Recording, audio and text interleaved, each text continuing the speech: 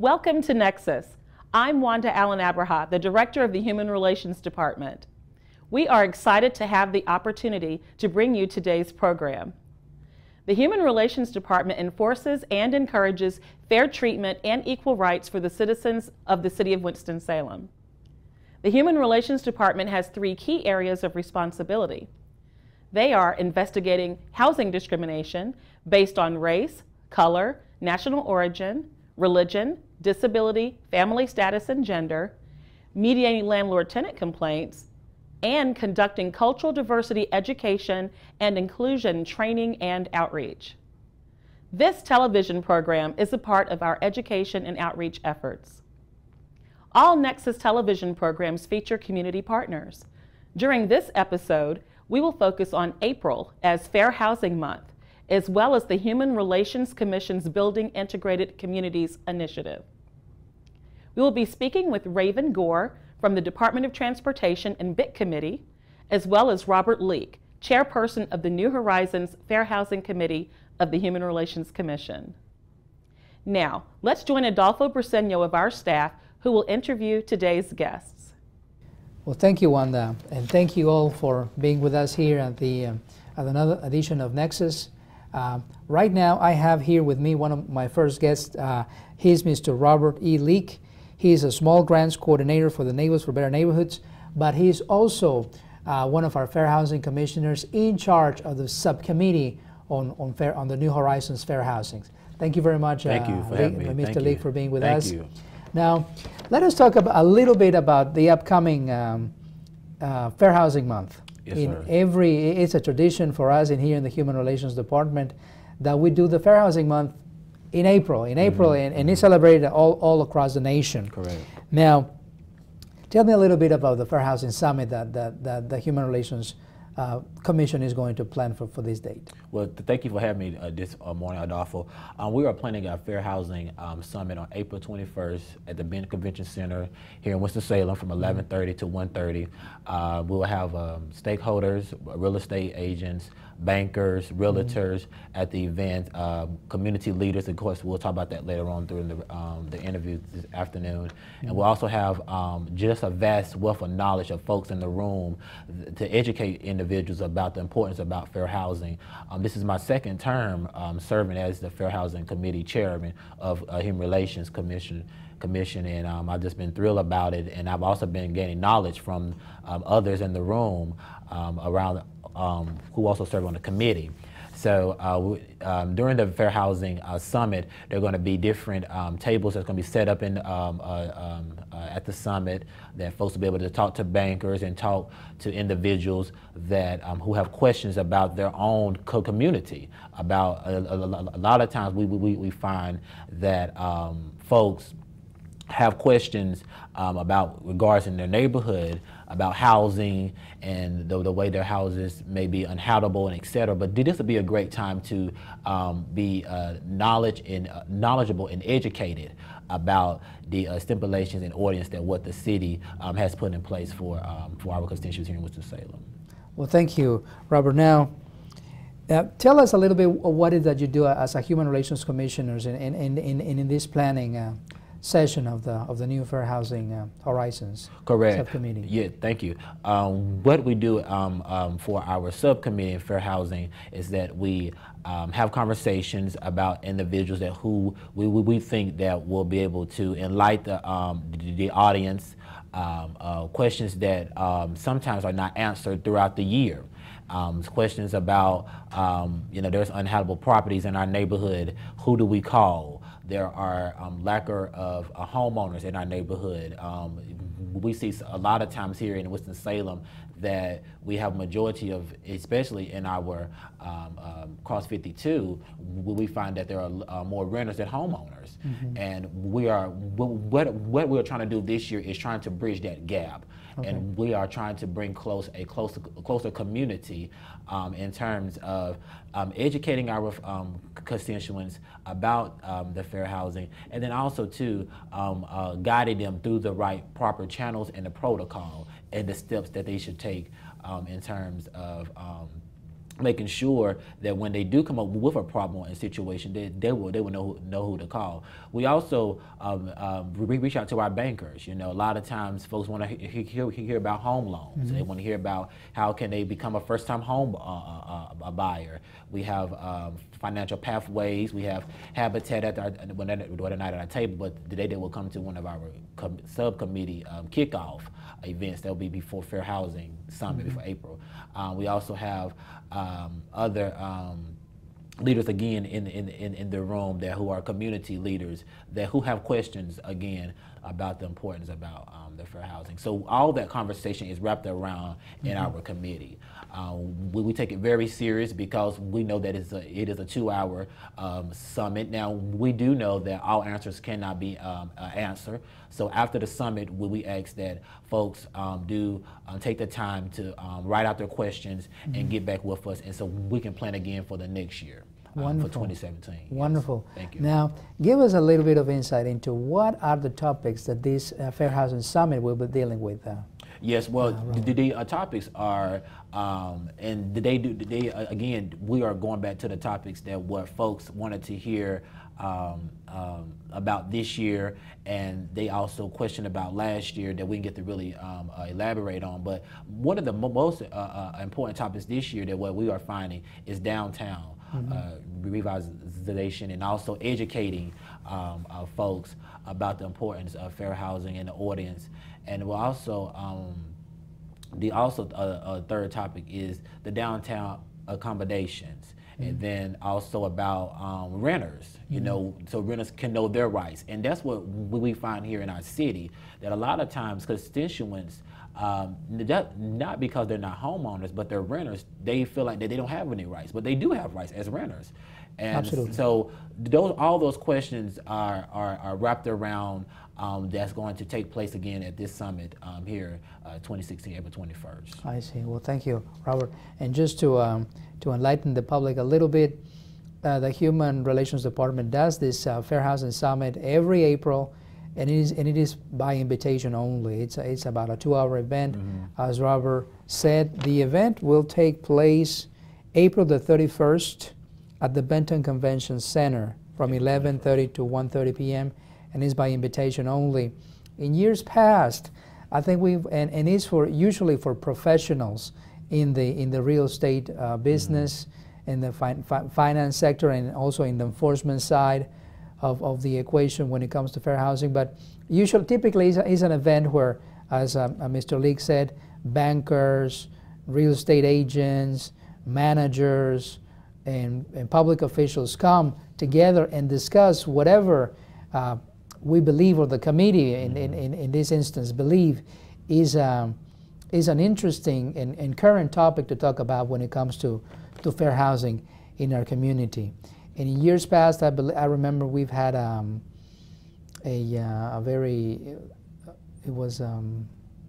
HUD president, she came. Yeah, the HUD, someone from HUD has come. Also a person that evaluates the house.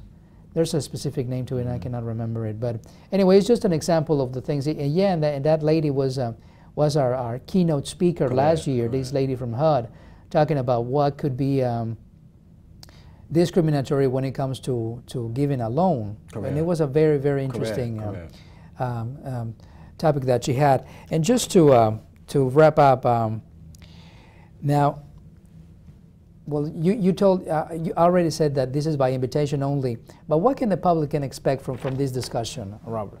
One thing that I did lead off was, that I didn't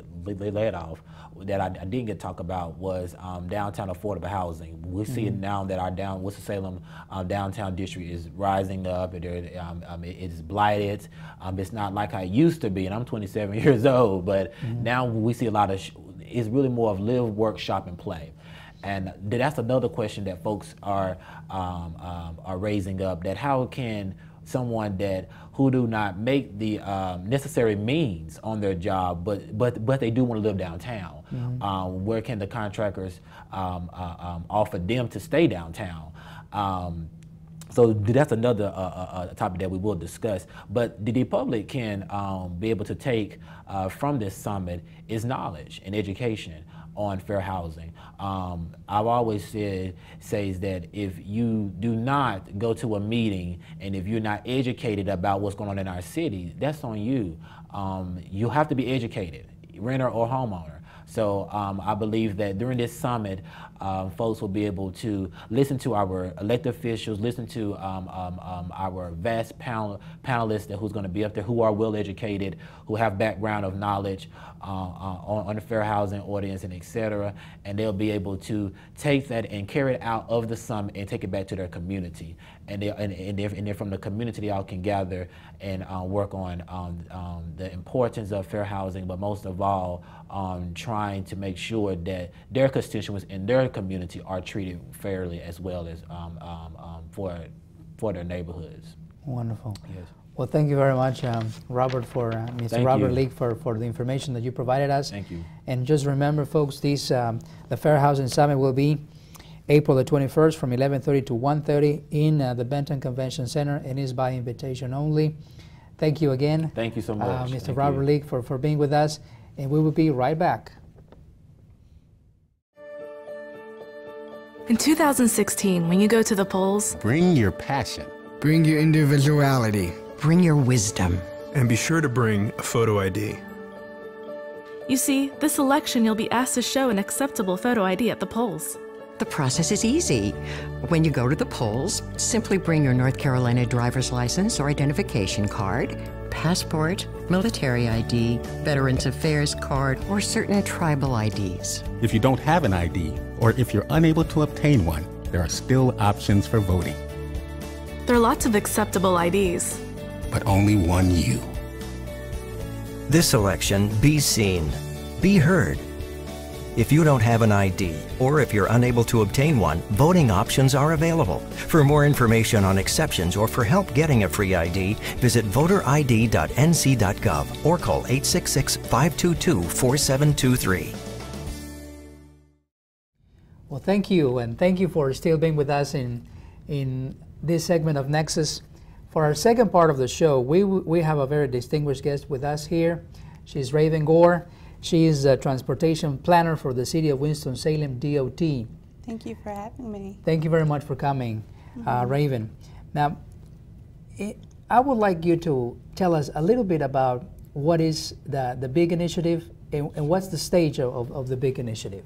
Absolutely. The BIC initiative, the Building Integrated Communities initiative, is a partnership between the Human Relations Commission and UNC Chapel Hill's Latino Migration Project and Building Integrated Communities program. Our local initiative is one of two in the state, and it's inclusive of a number of city organizations, including the city's Department of Transportation, the Human Relations Commission, the city's police department, the city's Community and Business Development Department, Wake Forest Baptist, Novant Health, the Winston-Salem Foundation, Second Harvest Food Bank, and a number of other amazing organizations that are assisting us on the initiative. At this point, we are meeting in subcommittees. We're in the second year of a third-year process. And we're meeting in subcommittees, which allows members of the community who want to be a part of subcommittees to work in tandem with the subcommittee chairs, of which I'm one of them. I chair the subcommittee of transportation. And we work together with them to fill in the gaps that were identified in surveys and community meetings that were held in the community. Wonderful. Raven, tell us a little bit of what you envision coming out of these subcommittees when it comes to transportation and immigrant communities and new arrivals in general. For sure, absolutely. Transportation is an integral part of entering in anywhere. It allows you to live, work, and play successfully and move about the community. Without transportation, you really can't enjoy the area. You can't find opportunities for work and livelihood and have any sort of quality of life without being able to move about. So as the transportation chair, it's my charge to address public transportation, regional transportation, and then a connectivity between law enforcement and immigrant citizens who come into the area who may or may not have all the credentials that it takes to drive. And so we want to give them access to a one-stop shop document so that when they come, they don't feel closed in or like they have to stay in their area. We want them to feel welcome to the services that we provide here in the greater Winston-Salem, Forsyth County area. Right. So for the time being, what we could say are the challenges that these communities, new immigrant communities, are facing when it comes to public transportation? For sure. Absolutely. The very first one is language. Language. Being able to communicate your needs, wants, and desires. Right. We want to make it so that all literature, all websites, all social media have access to a number of not just English. We want to make sure that Spanish and Arabic and Chinese and whatever other languages are represented in the area are also represented in our documentation. So as it pertains to transportation, we want to make sure that our public transportation routes are printed in other languages, that our plans for what we're doing on maybe, let's say, for example, I-40, that people know that there's areas going to be closed. We don't want anyone to feel closed in by the barrier of language, and any barriers that we with BIC can tear down for folks to feel more welcome in our area, we want to make sure we do that. Wonderful. Now, in this subcommittee that you're chairing for this big initiative, Absolutely. Raven, how can people participate if they want to? How do you envision their participation? Absolutely. As a subcommittee, we want members to get in contact with me. My email address is absolutely available. It's Ravin, G, R-A-V-I-N, G, at cityofws.org. Again, that's R-A-V-I-N-G at cityofws.org.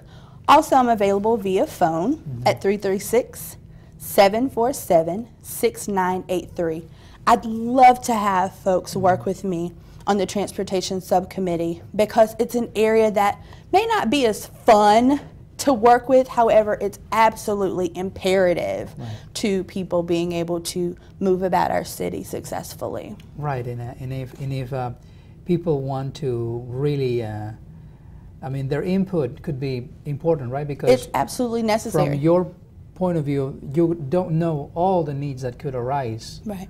And listening at them could potentially result in a different service, right, or an addition or a change that could serve this population a little bit better. Listen, Adolfo, my mom always taught me you're not an island.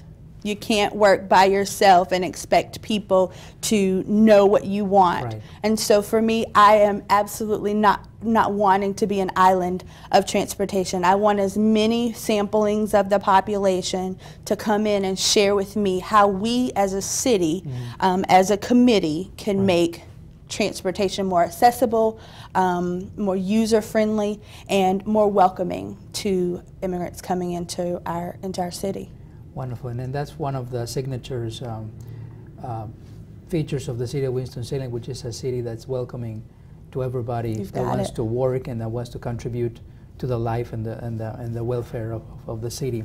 Now, do we have a date, a potential date for any of these subcommittees, Raven? Absolutely. April 5th will be the first subcommittee meeting. It'll be in the Bryce A. Stewart building on the 3rd floor in the conference room. There's only one, so it'll be tough for folks to get lost. The second one will be April 19th. The location is to be determined, but if folks come to the first one, they'll absolutely know about the second one. In addition, if they use my contact information, I'll be glad to disseminate that information to them. Right. Do they have to be exclusively new arrivals, or anybody can, or new immigrants, or anybody can show up? Anybody can come. Okay. Anybody can come, because input can be folks who've lived here for 20 to 30 years, or it can be folks who are entering tomorrow. Right. Right. Well, thank you very much, Raven, for your time. And so you heard it, folks. The first transportation subcommittee for the big initiative of the city of Winston-Salem will be April the 5th, correct? in the Price Stewart building. Is right across from City Hall. You're welcome to come. Try to let Raven know that you are coming. But you are welcome, and your input will be taken into consideration.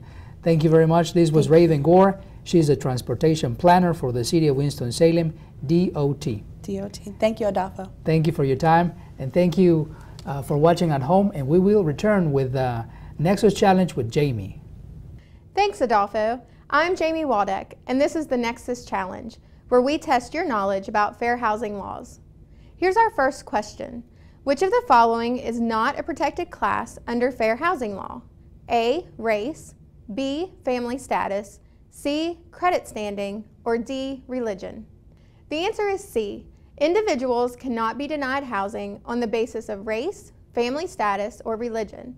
However, they can be denied if they do not meet a housing provider or lender's credit requirements. There are 7 characteristics under which housing cannot be denied. They are race, family status, and religion, which we just mentioned, plus color, gender, national origin, and disability. Here's our next question. If a person is selling a house through a real estate agent and the owner refuses an offer because of the buyer's national origin, who may file a federal lawsuit against the seller? Is it A, the prospective buyer, B, the real estate agent, C, the federal government, or D, all of the above? The answer is D, all of the above. National origin is protected under the Fair Housing Act. Therefore, any discrimination during the selling and buying process is prohibited. Anyone who has knowledge of this is able to file a lawsuit. And here's our last question. In an advertisement for a small 2-bedroom house in a neighborhood where many families live, which of the following language cannot be part of the advertisement under the Fair Housing Act? Is it A, cozy home in quiet neighborhood, B, 2-bedroom home near playground and senior center, C, family friendly, or D, no children? The answer is D, no children. This would violate the Fair Housing Act as discrimination against families. It is best to always describe the property and nearby amenities and not the potential buyer when advertising. And that's this month's Nexus Challenge, and I'm Jamie Waldeck. Now let's go back to Wanda. Thank you, Jamie. Before we go, here's a look at some upcoming events.